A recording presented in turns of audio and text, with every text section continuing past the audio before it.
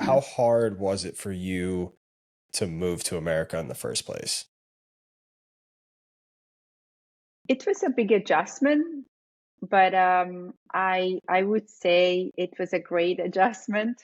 And at the beginning was really difficult, but afterwards, I mean, it went smoothly. But that was a big transition. I was 25-year-old when I moved from Budapest to Berkeley, to California, and it was a very different environment and a very different culture, and the language also. Of course, I learned English and I speak English, but it's different when you move to another country and you have to study and do everything in English. So Did you yes. have any prior like English experience speaking, writing, learning a language, or was it just thrust into cold turkey? Hey, I need to learn this language as I pursue my master's degree. Oh no, I wouldn't have accepted to the university. So there was a TOEFL exam and TOEFL. I don't know if you know that. And also, I learned English from age 8. So I've been learning English for a long time. But again, it's very different when you learn a language in school, and it's different when you move to another country and you have to study in English. Because before I studied I studied in Hungarian, right? So that was a little different. And also the school where I went to, it's called JFK University. That time there was only one other international student. Now there are many international students, but that time there weren't that many international students whose language was second language. English was the second language. So I studied with Americans and British people. Yeah, but mainly Americans. Now, when you came to America, were you still competing at this point? No, I didn't. So I played for the Hungarian national team from age 14 till age 18. And also I played for I was a professional player for a year, so I only played table tennis. And then I got accepted to a Hungarian university, and I studied psychology. I studied at Eötvös Loránd University, which is a very good university. And when I got accepted, I transitioned from table tennis to psychology. So I didn't play for 5 years because I only studied. It was a very difficult major and also very strong university, top university. And I moved to the US because I got a scholarship to study for my master's degrees for psychology. I even wrote my thesis on sports psychology when I was finishing my studies in psychology, and sports psychology was not available in Hungary to study. Just there was very limited education that time, so I got a scholarship to study, and I didn't play for 5 years. And when I started playing again because I wanted to try sports psychology on myself, and also it was a great way to connect with people because I'm in a new country. And yeah, so I started playing again, but I didn't play for 5 years. So I didn't even touch no, my so paddle basically. I'm always fascinated by former athletes who go into the space. So, was it something you experienced as an elite competitive athlete that drew you to sports psychology, or are those interests independent of one another that so happen to intertwine with just your interest in table tennis and competing and your interest in sports psychology? So both. Yeah, so table tennis basically sparked interest in sport psychology, and I stopped playing. But when I moved to the US, table tennis sparked back. Sorry, sports psychology sparked back my interest in table tennis. So it's very interesting. Yes. So, as an athlete, what were some of the things that you wish that you knew most that you now know as a sports psych and that you implemented after you came back to start playing? So I had the privilege to work with a sports psychologist growing up. So that was also I worked at age 14. I worked with a sports psychologist. I learned about visualization and some basic skills. So I already know that the mental game is very important. And I learned breathing technique, affirmations. So I had some experience on the other hand, right, as an athlete working with a mental trainer. But after I had a break and I went back and I also had even previous studies in psychology as well and sports psychology and I had a way deeper knowledge, more self-awareness, I think. So I would say that I think everything starts with self-awareness and knowing, realizing your thoughts and feelings and just using breathing and able to I would say the most important thing when you're able to adjust your energy level, I would say that's the most important thing. And with the knowledge when I was studying sports psychology, my awareness became way I became way more aware than I was before. What are some So of the awareness. tangible strategies that you can implement to become more self aware?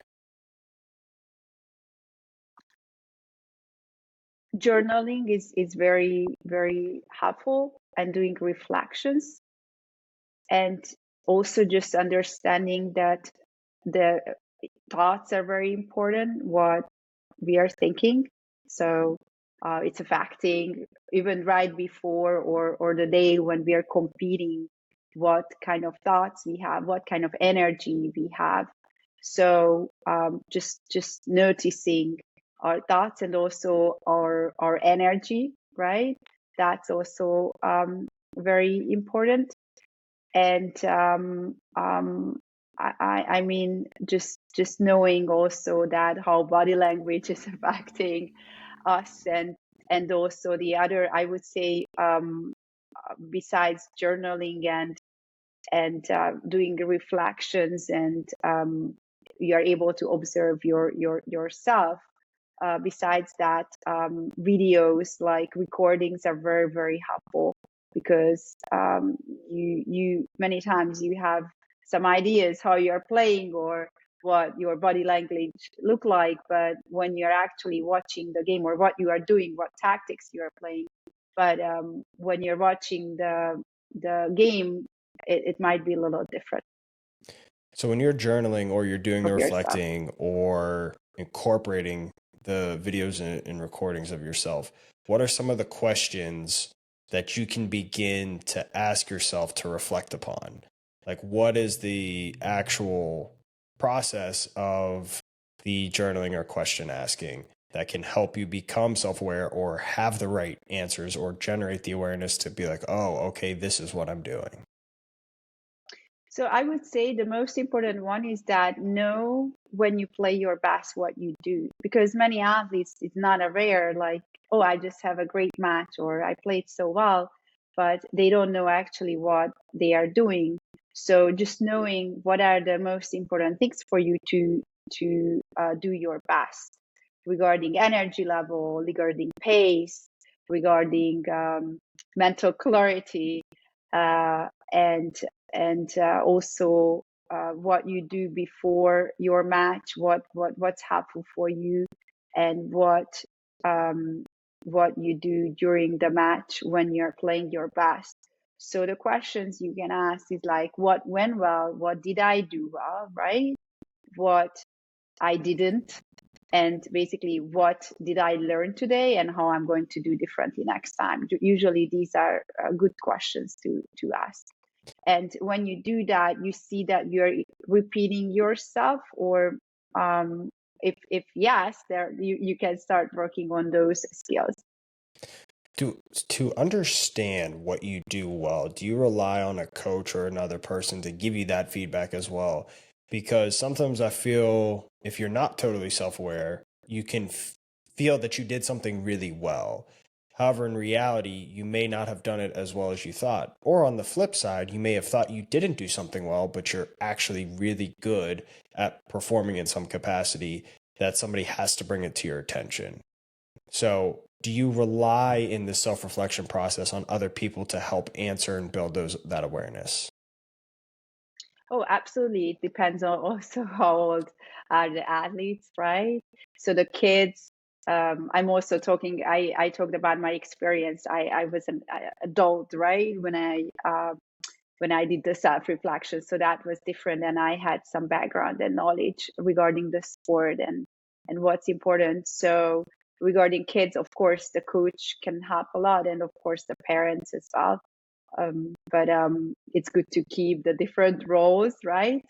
So a coach is super important regarding feedback. I usually like to call it like ask for feedback. Feedback is gold, right?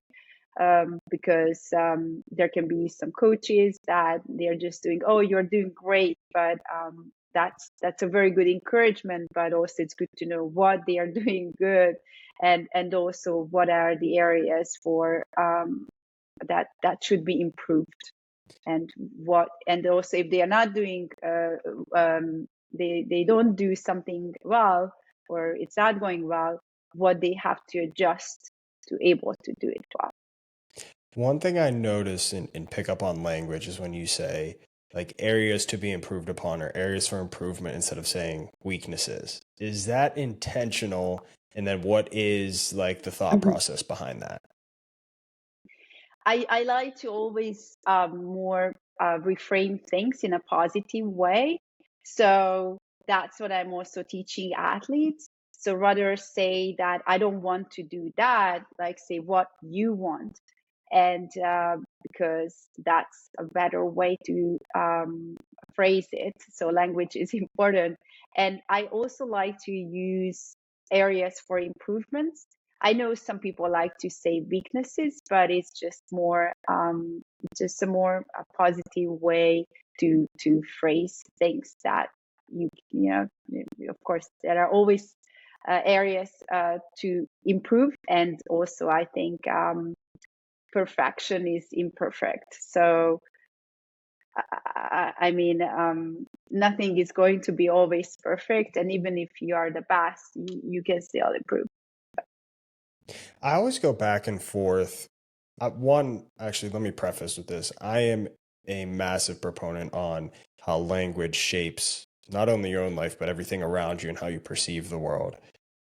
I go back and forth, however, with like my language when I talk to myself because I am very critical of myself, whether I'm competing now or doing something else. And sometimes I feel in my own world, I might be being fluffy with myself as if I say an area of improvement for myself versus I just sucked at that today. Like that was bad. I need to get better here. Or like, hey, this is a weakness. I need to build upon it. And my question to you is that unique to the individual? Or is it baseline, hey, if everybody reframes language in this light, they're going to get better performance out of it? It depends on the person, and of course, guys, it's also I suck, and even you tease each other, right? So even I think there is also kind of can be a sense of humor about it because you can laugh together, right? Because you tease each other. So it's different for guys. So it's also you have to choose your language uh, based on the sport and based on the person, because some people are more sensitive, some people are less sensitive, some people need this little bit poke them in a way, right? So or shake them, but some people need more encouragement, and you have to phrase things a little bit differently. So I would say it's always adjust also your language to the person, and also there can be cultural differences as well. even regarding sports as well, right? So my language might be like, oh, areas for improvement in American football. So I mean that can be a little bit different, right? Is there merit then to say, so one thing I will say I do myself is, instead of saying like I'm not losing today, right? Whether I'm playing a recreational pickup basketball game or something actually more meaningful, I say like I'm gonna win or I'm gonna perform well. Instead of saying I'm not gonna make this mistake, I'm gonna do this really well. Like when I'm golfing, it's not like, hey, I don't want to hit it into the water. I'm gonna say I'm gonna hit it right of the water, or I'm gonna hit it in the fairway. So I'm really big on that for myself. But is there merit to that where you're choosing that specific language? Like you see like some of the studies that say if you say I'm not going to lose, really what your brain is attracted to is that the negative pattern. Is there merit to that, or is that again a case by case person? No, I totally agree with you. If you don't want to see the pink elephant, what you're going to see the pink elephant.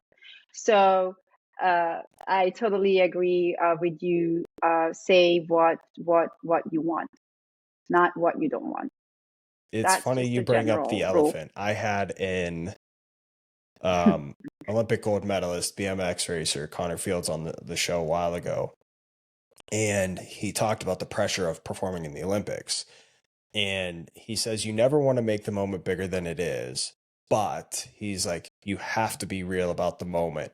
He's like, if you keep saying, don't look at the elephant, don't look at the elephant, he's like, what are you going to do? Look at the elephant. He's like, so you have to be able to understand the pressure of that moment and rationalize it for yourself. So when you say, don't, that pink elephant example, is that the same process? Like when you're in those heat of the moment competition, do you have to call the moment? Do you have to recognize the magnitude or pressure of the moment? Or do you try and navigate ways around it?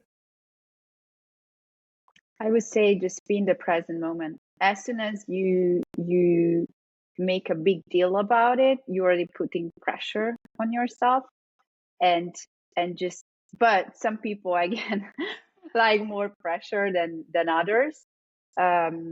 But I would say just I also see that, and also hear interviews when the athletes are performing their best, they're feeling, oh, that was it, it's okay. So it's just happening, it's a flow, it's it's just they are in the present moment and not overthinking, because I usually say present is your home. So if you're in the past or in the future, you can't um, you can't perform well in the moment because you are not in the present moment. Do we genetically, or I should say maybe why, are some of us more prone to butterflies than others? What is it specifically that would make someone more prone to butterflies than someone else? I also feel like, so there are different personality types. I don't know if you heard about the sensation seekers. There are studies about that. So, for example, if someone's like extreme sports and doing more of those, they need higher energy. They are seeking higher energy. So I think it's all about the energy. So everyone has a different energy, and some people need more stimulus and some people need less stimulus. So some people don't want to be overstimulated, and if they are overstimulated, they wouldn't perform that well. Also, there are introverts and extroverts. So, and also I think some sports require different type of personalities. But in the moment, of course, it's the most important thing to know what you need in the moment and how you can adjust your energy level regarding when you're performing. Because when your energy level is right, everything is working. So you are able to execute on your shots what you trained for. If not, If it's too low, you got sluggish. If it's too high, you got too nervous and your muscles get tense, and you're not going to be able to execute what you're capable of doing. I have this theory, and I'd love to hear your opinion or critique of it, that any athlete, part of the reason, either subconsciously or consciously, that they love sport and competing is because of the element of it's not guaranteed that you're going to win. And there is something to put at risk.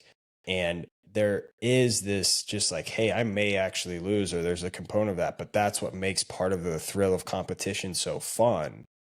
And I think some athletes actually need to bring that piece to light and acknowledge that, hey, like I may lose and that's okay. And that's what makes this so exhilarating. And that's where the adrenaline rush comes from. And that's where, I can compete and execute at a high level because I know that I do love that component of this. And even if I do lose, yes, it's going to sting, it's going to hurt, and I'm going to go through those flow of emotions. But I know at the end of the day, it's going to be okay. And I'm going to get back on my horse and do it again. But part of what makes this so much fun and why I love this so much is that element of the unknown. And I'd love to have you either poke holes or tell me, am I on track to something there?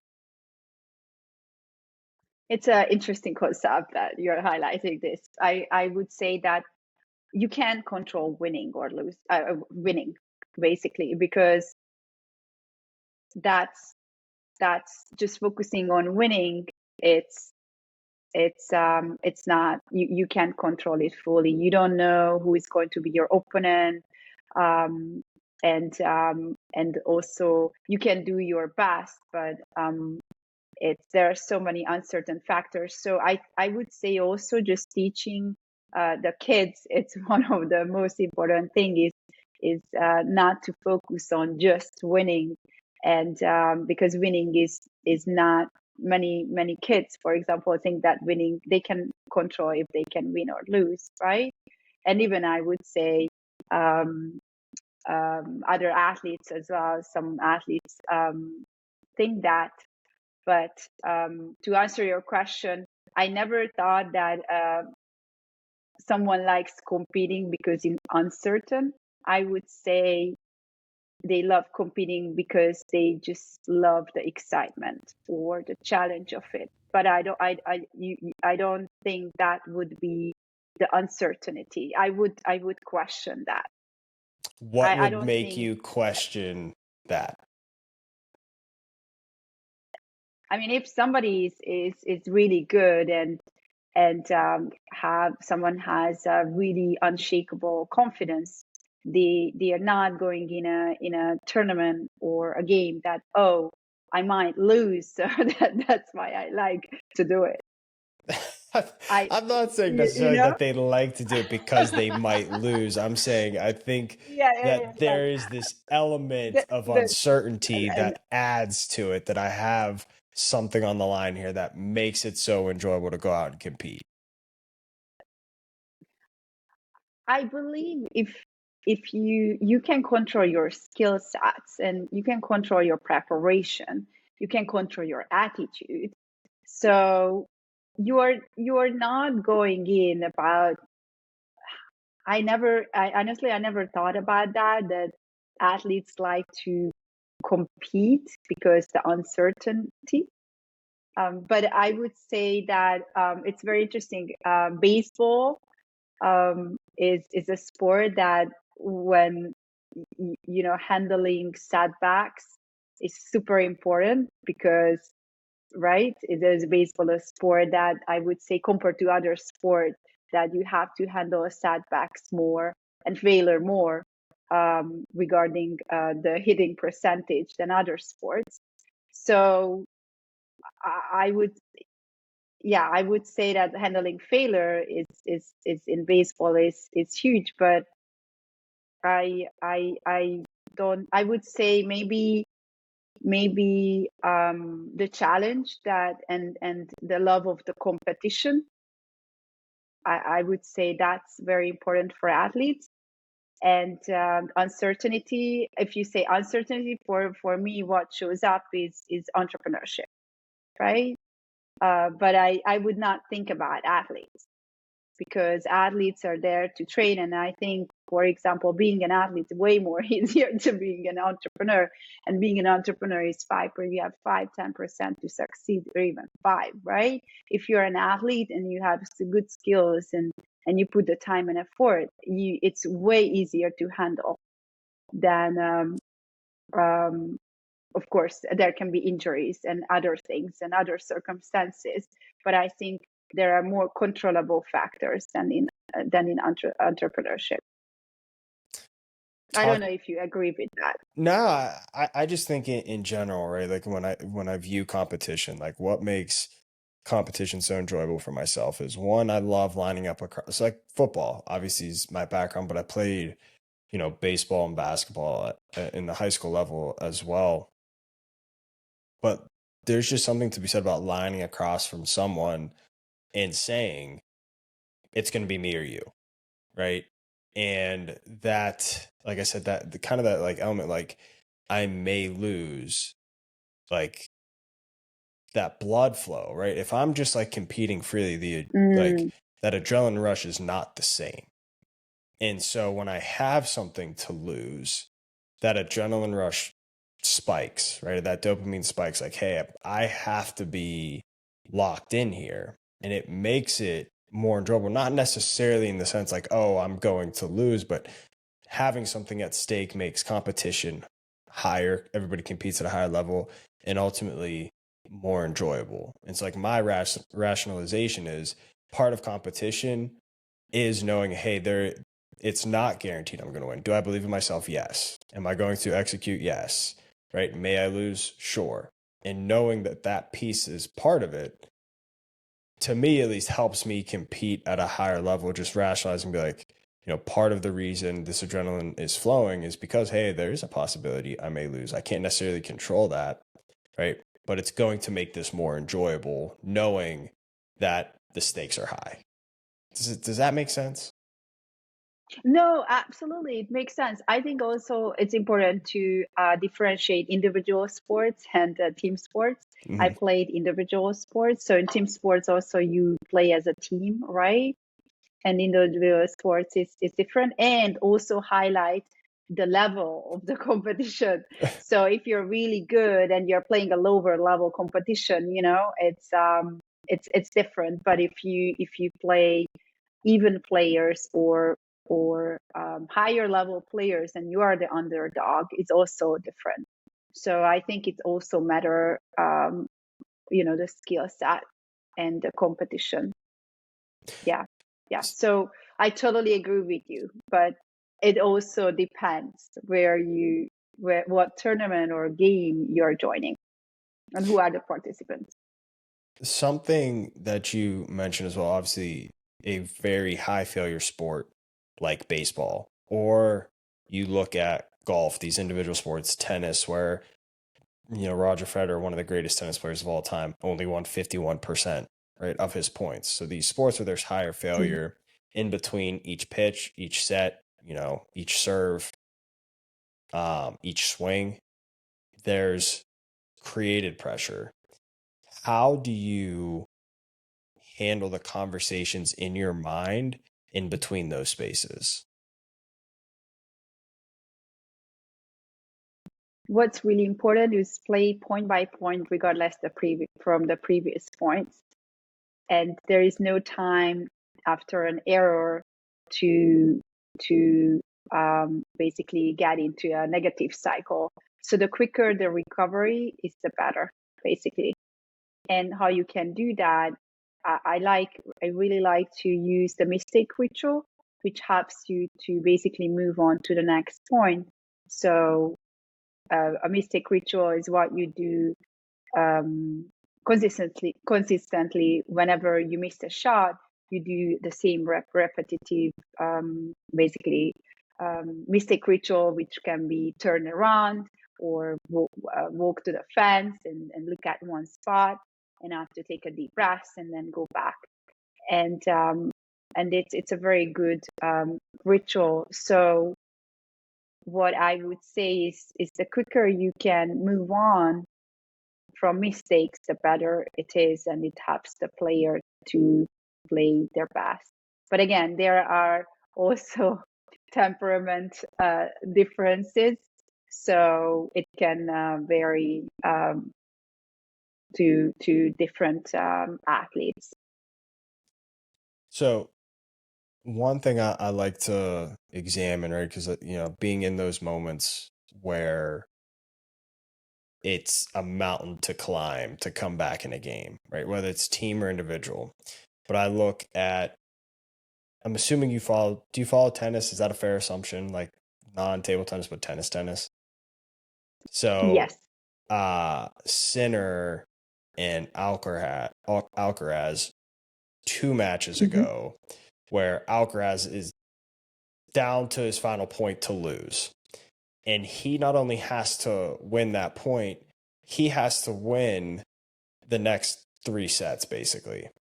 And not only does he win the point, he comes back and wins all those sets. I can't rationalize how hard that is when you're literally on your last point and you have to rally all the way back. How do you simplify it and stay point to point when it's so easy for your mind to wander to think about, I have to win basically 100 points to try and win each of these sets? It's definitely mental stamina, mental toughness, right? And basically professional players, I trained to have the mindset that you have to find until till the end, right? The best players, and they're not thinking about in the long run, but they are just in the present moment. And what is your job on the court? To play for every point, right? So if you have that mindset, I think that's the way you are able to do that, and the best they can do that, and that's why they are the best, right? And it's a continuous training, How do basically, you get the ability, from an like, what are the early baby age. steps to get to that mindset? Like, how do you go from I'm someone, and we'll talk about at all levels, right? You have a ton of talent. You struggle to control that voice in your head. What is some of the first steps that you can take to get to that mindset where I'm going to play for this point and I'm going to stay present? Because you keep talking about being present. So focus on staying present point to point, or whether it's pitch to pitch or snap to snap in football. What are the first steps you can take to get myself to stay present? When you are playing, basically, when Yes. you're in a match situation, right? So it's very important how players use their time, and the first step is reaction. So when the point ends, it's very important to keep a good body language, right? Because it's also affecting your energy level, and encourage yourself. So that, I would say, that's very important. And the first step to be aware of that is, again, know your thoughts. So if you're in a match situation, the best is to have some keywords and also some phrases that help you to move on to the next point and encourage yourself. So, for example, if you lost a point, it's okay, focus on the next point. I can do the next one better.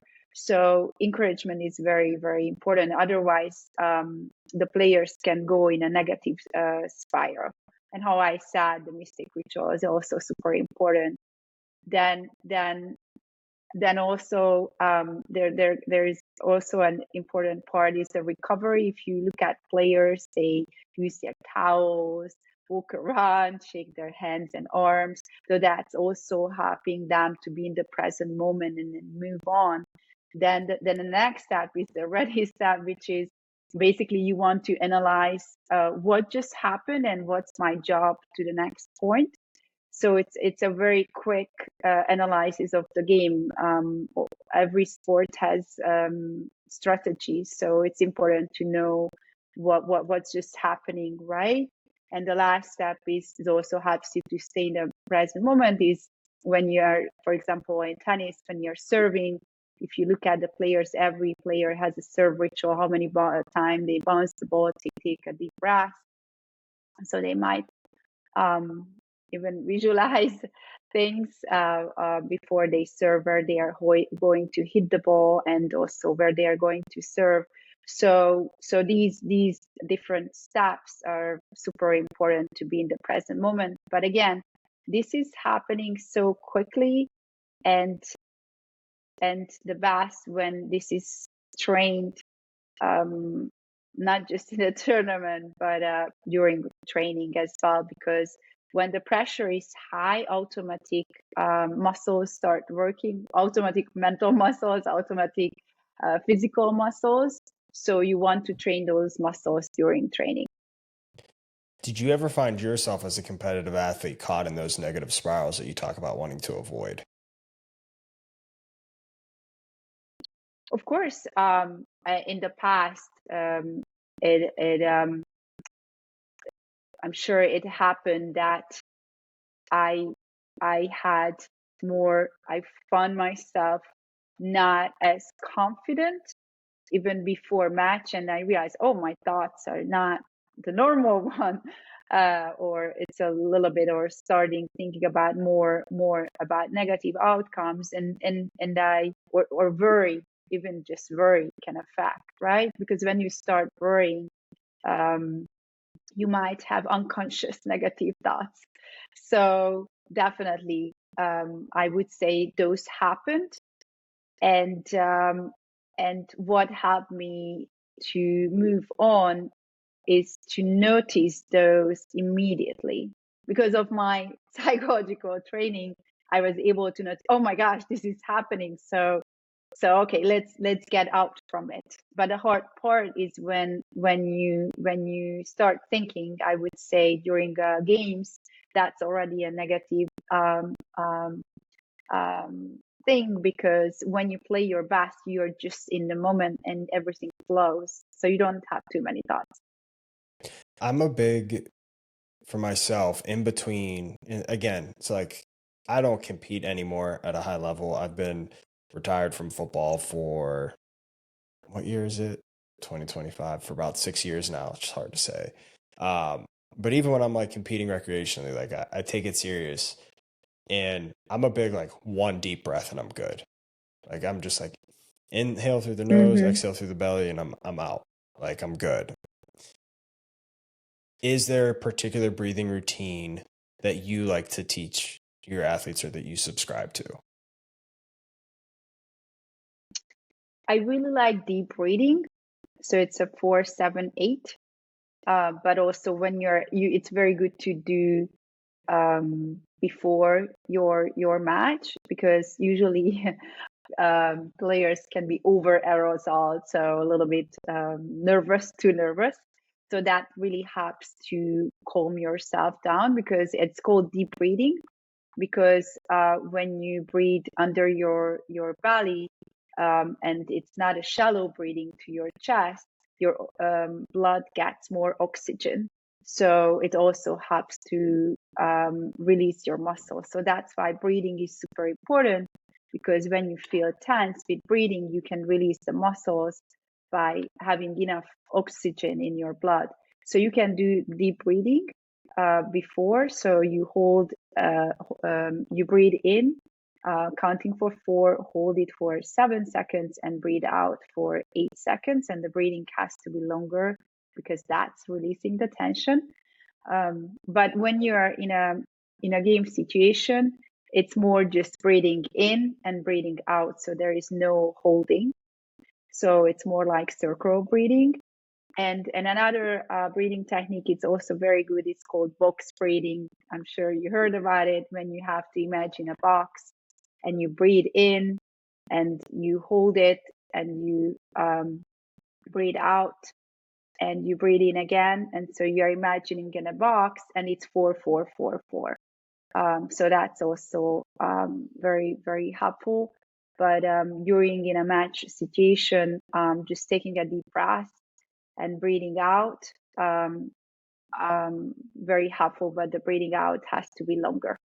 So that's in general is important. Which one worked best Not for to hold you? your breath. I like the deep breathing. The deep breathing? So yes, I like the deep breathing, because when you're in a tight situation and you just want to make sure you're not holding your breath, because that's one of the most common problems when you're holding your breath. So breathing in under your belly, and after breathing out longer, just that quick breathing is super, super helpful. How do you teach your athletes to accept outcomes and move on? I think that's one of the hardest skills to learn and master, particularly the higher level of competition you grow, the more you put into your craft, the more you have to lose. And then when you do lose, it feels like the weight of the world crushes down on you.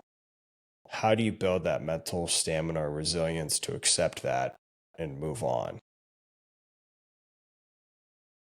So winning and losing are part of the game, and I also teach athletes that I mean, I know you are it's very painful, but your biggest teachers are your losses and setbacks. So when it happens, you really learn the lesson, so you know what you have to do differently next time. And it's a great teacher, but of course in the moment it hurts so much. And every great players have losses. So I would say whoever is competing, winning and losing are part of the game. So you just have to learn to deal with that, and that's the beauty of it. Like how you mentioned the uncertainty, right?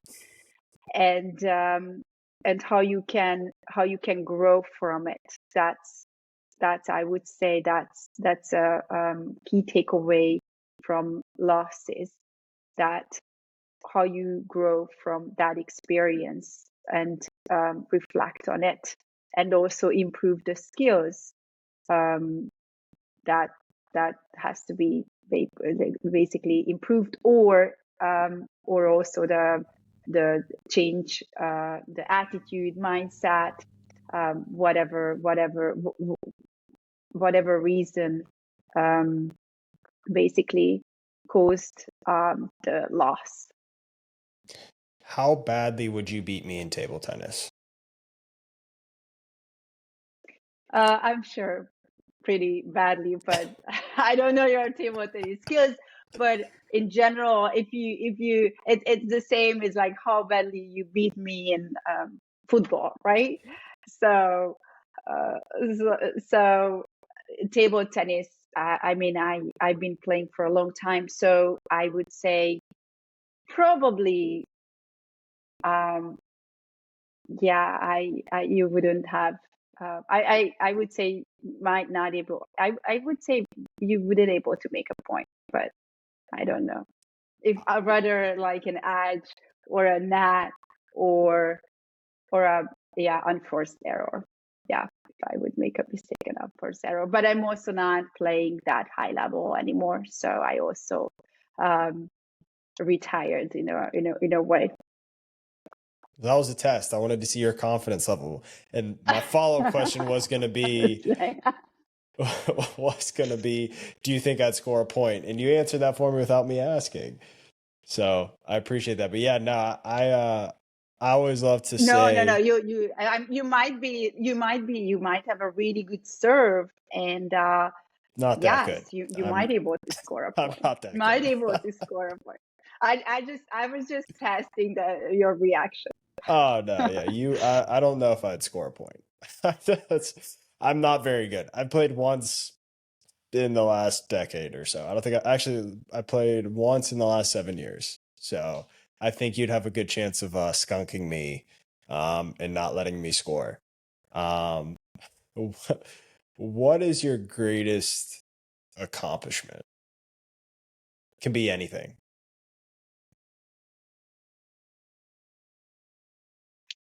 I would say the greatest accomplishment is one of them.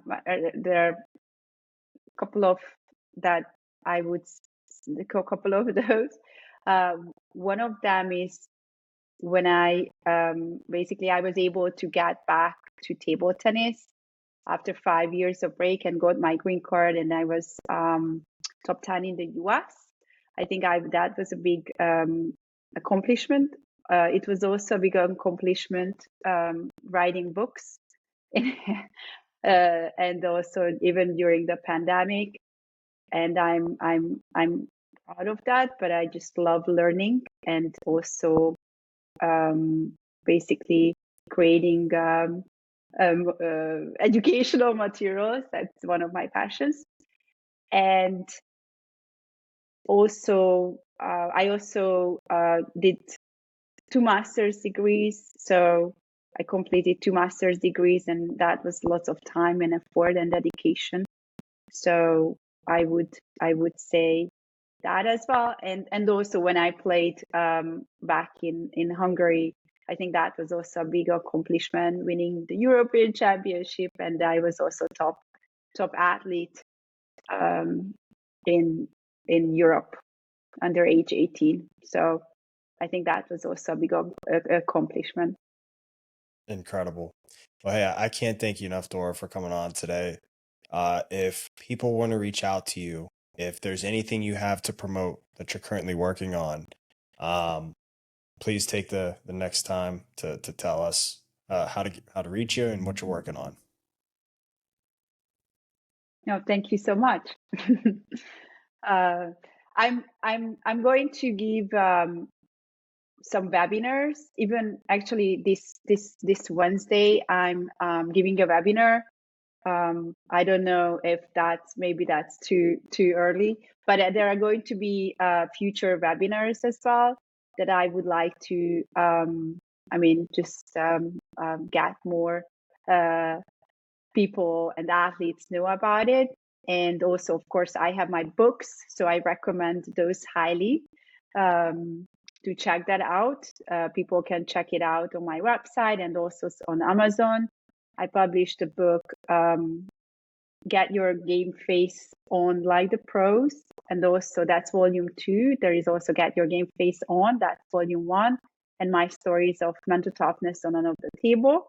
So I highly recommend to check out those books. And also I provide individual and team consultations.